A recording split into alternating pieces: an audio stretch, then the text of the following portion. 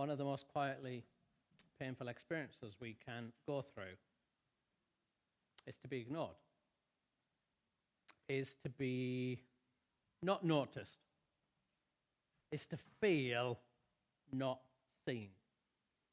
I wonder how many people are married. How many people are married or in a serious relationship in the house? All right, quite a few. If any of these relationships or marriages, if anybody in that feels not seen, not noticed by their partner, very painful, very difficult experience. For some of us, it can be about our parents. Do you know what I mean? That your dad or your mum just doesn't notice you or didn't notice you. That their eyes were on their work or their eyes were on something else. Maybe their eyes were on the favorite sibling in the house and you can feel not seen, not noticed. Sometimes it can happen in workplaces, can't it? I remember a workplace that I was in and we had a big department filled up of teams, and the team I was part of was like the smallest team within the department. And to be honest, the stuff we were doing was really valuable, but the kind of manager of the department just wasn't really that bothered by it. His eyes were on other things. And so whenever we had team meetings and we were feeding back and celebrating stuff, lots of other departments got profiled. And even when you talk to the team and the department about what you were doing, nobody would ask you the next week or the next month. They just wouldn't pay any attention. And I can remember really wrestling with it. And I can remember going away saying, listen, I'm a grown man. It doesn't really matter, does it? Get over yourself. Actually, I liked what I was doing and I knew what I was doing making a difference. But when you went to a big department meeting and everything was mentioned and you just felt not seen, it was really hard to shake. It was just this niggle that wouldn't go away. And many of us have this common everyday experience that is so normal that we're so part of it we don't even notice it. But if you step out of it and look at an everyday experience we all have, actually, to be honest, it's just really odd. And the experience is this.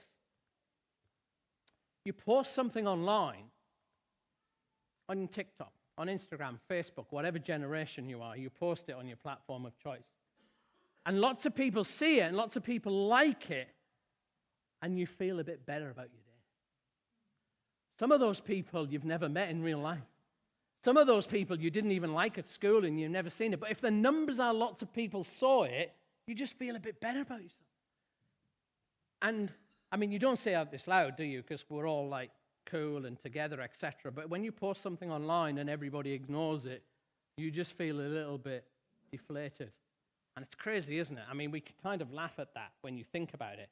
But actually in the moment, when you see someone else's holiday went viral and nobody cares about your camping holiday in Wales, it kind of stings a little bit, doesn't it? Do you know what I mean? You worked hard on that and you put all the filters on and everything. And here's the thing, and this is why it matters. This is why it matters if we are in our marriage not seen or not seen by our parents or in our workplace or online. This is why it matters. That we just want to be noticed, because if we're noticed, we feel like we matter. And that was why I struggled in that workplace. And when you feel like you matter, you feel like you've got value. It actually feels like quite a superficial thing, but actually it goes really, really deep in us.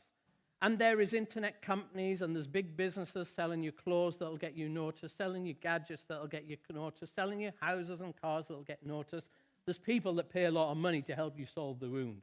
But you're smart people and you already know this, don't you? It doesn't make the wound go away because you need a new thing and you need to post something else tomorrow. It just leaves you begging for more. So this morning, I'm going to suggest that there is another way for us. There's another way for me who wants to get noticed, and there's another way for you who wants to get noticed. And this morning, I'm going to give you a simple sentence, and I'm going to invite you at the end to take that sentence with you through the week. And I'm going to be bold enough to say that if you take this sentence with you during this week, it could actually change everything for you. And it comes from the story of a woman who was told she had no value. Her name is Hagar. there was a sense in which she did have value because she was the property of two very powerful people. So she had value in the sense that your dining room table has value. But she didn't have value as a human being because she was a slave. She was a slave who'd come from taking out of a homeland of Egypt and landed into this family. And the rich and powerful people, if you know your Bible, you'll have heard of them, is Abraham and Sarah. And she works for them. She doesn't have any autonomy. She doesn't have any rights or anything like that, but she works for them. And Abraham and Sarah have been given this like massive promise from God. God has spoken to them and he's visited. And he said to them that they're going to have a son. And from their son is going to come a family. And from their son family is going to come a tribe. And from that a nation and descendants. And they're going to get noticed big time. They're going to get noticed big time. And they've got this amazing vision for their lives and generations. But there's a problem that Abraham and Sarah, they're stuck at step one. Yeah, they've got this vision all the way down, but they're struggling at step one. And step one is like, you've got to get this thing kick-started with a child, and it's not working for them. And so they do what is very normal to do in those days. Don't think bad of them for this. It's very different in those days. But this was the normal thing, that if you're a powerful woman and you couldn't have a child, then you got someone else to do it for you. And in their case, they got Hagar to do it for them. And the story's in Genesis 16. If you like to follow it through, I'm going to talk it through, and then I'll give you the sentence that changes everything. And this is what, if we could have the slides up, this is what Sarah said. Sarah speaks to Abraham and said, listen, I've got a plan. I'm struggling. We are struggling to have a child. So why don't we get Hagar to do it? And she said, perhaps I can have children through her. Do you notice the language there? I can have children through her. So like when she has children, they don't belong to her because she's not a person. She's just property. She's a slave. When they have children, they're mine. I can have children through her. That's how invisible Hagar is. And so then what Sarah did, notice the language here. Sarah took Hagar and gave Hagar to her husband. Yeah? You don't do that with people, do you? You do that with objects. But she took Hagar because Hagar was invisible. She was unknown. She was just a slave. And so you could do that in those days. She took Hagar, gave it to Abraham, and said, right, I'm going to have a child through Hagar. And so Abraham slept with her, and they had a child. She became pregnant, And then Hagar, for the first time in her life, had a bit of power. She became something. She became someone. She was someone who was able to have a child, and a powerful owner, Sarah, couldn't. And so she was imperfect. She was imperfect. She had no power, but for once she had power. So she looked down on Sarah with a bit of contempt. Sarah couldn't have children, and that was like your purpose as a woman in those days. So she looks down at her. And Sarah doesn't take that too well from this person who is actually not a person. And so she complains to Abraham. And she says, listen, what you've done. Do you know what I mean? I'm this slave girl. This nobody's looking down on me. I mean, me. And so Abraham says this to her. He says, notice the language. He says, well, she's yours. Imagine that, this person. She's yours. So, like, do what you want. If it's a table and you don't like it, you do something about it, don't you? So Sarah begins to treat Hagar badly and has given Abraham's permission to treat her as she wants. And so Hagar then runs away. Now think about this. She's a slave. She's in a foreign country and she's pregnant. And she runs away into the wilderness. She's got no way of getting money or food. She's pregnant, no way to go look after. If you're a young pregnant woman in the wilderness, even now you'd be in danger, but there she'd be extra danger. But the wilderness was better than being mistreated by Sarah. I wonder what that treatment was from Sarah that was so bad that the wilderness was better. And so she runs to the wilderness. She flees. And then, some people have like such a raw deal, even in our culture today, don't they, that they're left with no options. Like all the options are bad options. And so Hagar has no options. The bad option is get treated badly in the house. The other bad option is be alone and at risk in the wilderness. And she chooses that bad option. And then we get to this point. An angel finds her. And an angel talks to her. First time in the Bible an angel has spoken to anyone is Hagar. The one who is a non-person. the one who's not valued or seen by anyone. And an angel finds her and talks to her. And the angel gives her three things. The angel meets with her and gives her three things. And she says this, the angel. The angel says to her, return to your mistress and submit to her authority. She gives her a challenge. Return to your mistress, submit to her authority. The angel says a second thing. Says, I'm going to give you more descendants than you can count. It's mimicking the promise to Abraham and Sarah. So he gives a commitment that God's committing to her. Through your son, we're going to have more descendants than you can ever count. No one had ever pledged themselves to her before. Nobody had committed to her and said, listen, we're going to do something through you. That had never happened before. She'd had a challenge, she'd had a commitment, and then the third thing was this. The angel also said, you are now pregnant, and you're going to give birth to a son. You had to name him Ishmael, which means God hears. For the Lord has heard of your cry of distress. The angel gives her a challenge, you need to go back, and then the angel commits to her and says there's going to be many descendants. And then the angel comforts her to listen. No one ever listens to you. No one's actually ever heard you before. But you're going to name your son Ishmael, God hears. So for the rest of your life, you will know that the God heard you in your distress. This is like a bit of a bonkers story because the heroes of the story, Abraham and Sarah, are still in their house. They're still struggling at step one. And they will dominate like the rest of the Bible. But at this point, we've just took a bit of a right turn, and we just get this very, very precious moment. Can you imagine how she feels at that point? Never, ever been seen, just ignored, took out of your homeland into slavery. And then you're in a house, and you're just trying to serve. You've got no rights or autonomy. You've been taken and given to somebody's husband, then you've had a child, and then you've been treated so badly that the wilderness is better. That is her life. Total. Yeah, it's not going to do very well on LinkedIn, is it? And then she has this encounter with the angel, the first time an angel is recorded as speaking to someone in the whole Bible. And then what happens next tells us everything about that encounter. What happens next tells us everything about that encounter. We get this in verse 13. So she, Hagar, gave this name to the Lord who spoke to her. You are the God who sees me. El Ro. She gives God that name. When you name something, I had to triple check this research, and so people who know a lot more about the Bible than me might correct me on this. But from my understanding, there's only one person in the whole Bible who gives God a new name, and it's Hagar. Everybody else gets to name places. The Lord is my banner. They name an altar. They never name God. Hagar is the only person in the whole Bible, this Egyptian slave girl who is of no value, of no consequence, in the wilderness, abandoned, at risk of death. She has this encounter with the angel that's so rich that she's going to give God a new name. Can you imagine that? Someone turning up at your house and renaming your son. Or imagine, even you get a new puppy and someone says, actually, you're not going to name the puppy, I'm going to name the puppy. When you name something, it's quite a precious moment, isn't it? Those of you who've had children, you probably took a long time. There was a lot to debate. You probably got all the books out the library in those days, 100 names and all that, because the name was a really precious, important thing. You wanted to get it right. You wouldn't just get somebody, and sometimes you don't tell anyone the name of your child till they're born because you say the name, so, oh no, you shouldn't name them that. You should name them this. It's quite a precious moment.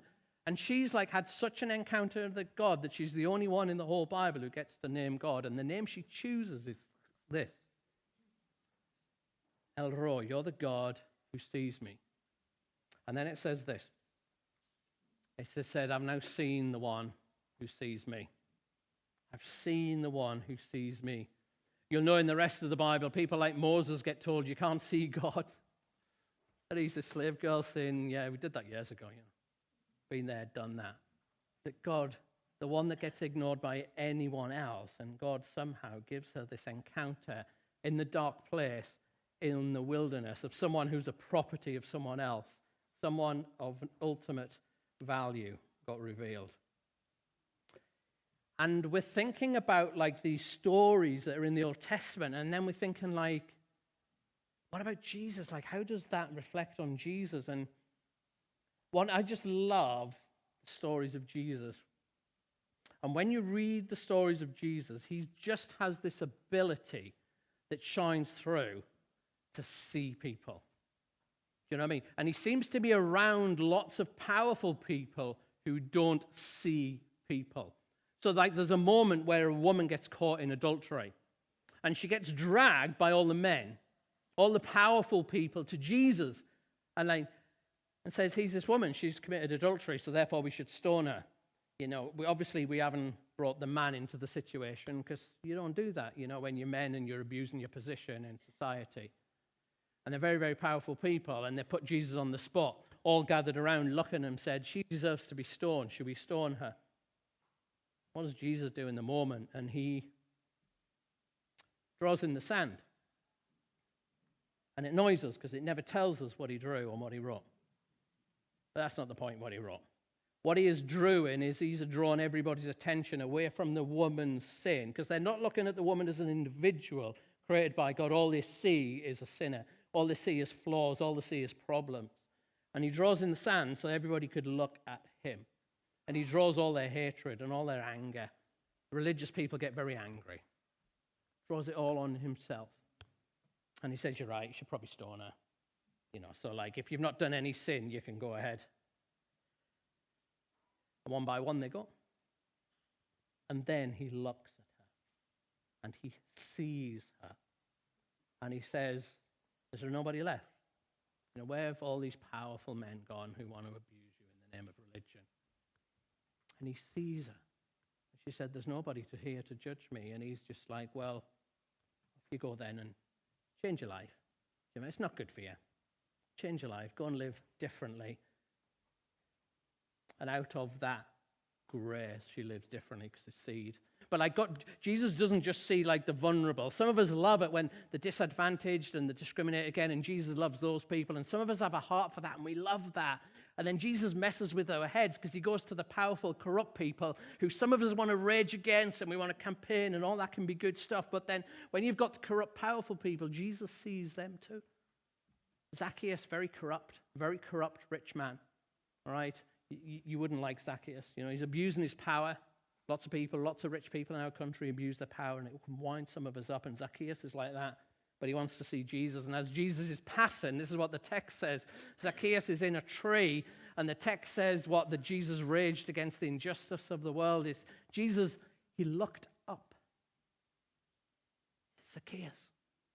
He named him. And he says, how about we eat together? Why don't you cook a meal and we can spend some time together? And actually that transformed his life because he was seen.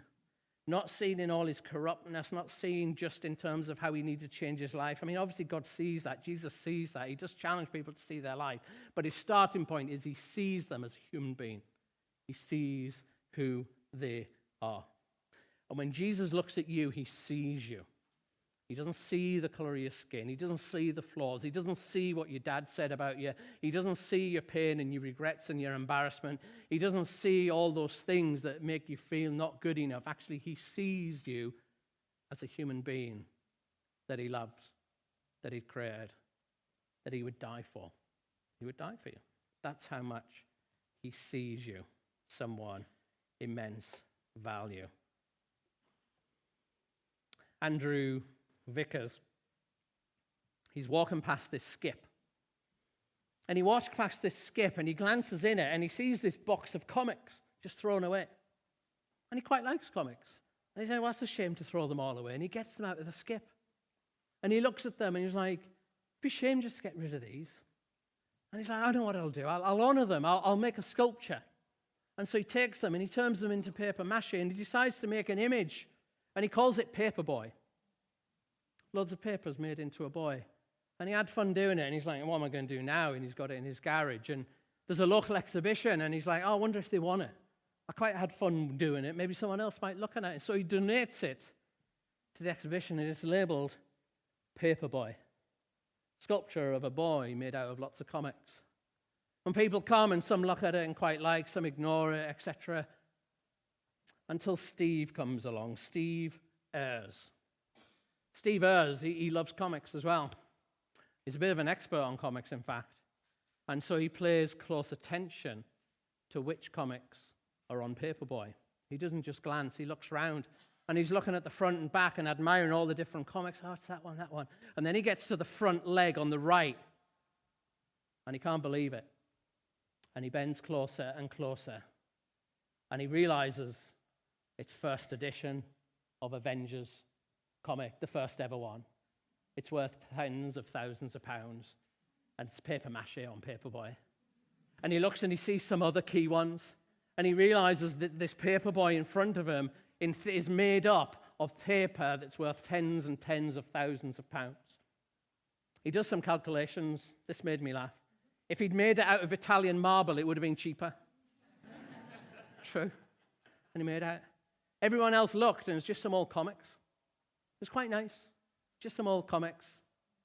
Only Steve saw the real value there. And I'm really sorry that if you're in a marriage where you're not seen. And I'm really sorry if your mom or your dad just didn't see you because they were looking at other things. And I'm really sorry that if you're in a workplace and you're just not paid attention, you're just ignored, your contribution is just not valued. But here's what I know. Like Jesus sees. Like Jesus sees you. He is the God who notices. He's the God who sees, the God who values you because of your very, very essence. And so he's the one-liner that could change everything for you. And I kind of offer this for you because it's kind of, well, that was a nice message. I quite liked the bit about comics. That was quite funny and stuff, but like Jesus wants to change your life. He doesn't want you to have a nice message. He wants you to feel and think differently. So here's the one sentence that like you just carry this with you. And when you're in that staff meeting and you're just feeling completely ignored, you just pray this prayer. You are the God who sees me. Yeah. When those old wounds come up of your family, things people have said, be ignored, not seen, you think, you are the God who sees me. And you just whisper that prayer, and you whisper that prayer, and you whisper that prayer, and you whisper that prayer. And then one day, you'll say the next bit that Hagar said. Like, I've seen the one who sees me. You have that encounter that just actually changes everything. You realize you're of immense value and worth. That actually whatever's going on in your life, there's a God who sees you. Let's just be quiet for a moment. And I want you to think about the situation where you need to hear that. Where is it that you feel ignored? When is it you feel unseen? And it may be a current thing, or it may be stuff that come up from the past. Who is it you're comparing yourself to that they're seeing and that you're not?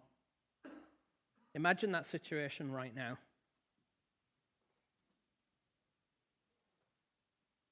And Father, the only thing I know to do is to pray that in those moments, in those situations, whether they're past or current, the people may get a revelation from you, an encounter with you, that they know that you are the God who sees them, that penetrates them to the core. You notice, that you see, that you value, that you died for them. And may that change everything for us. May that bring healing to our wounds. May it give us that confidence of what we can live out of. Bring us freedom, we pray. Amen.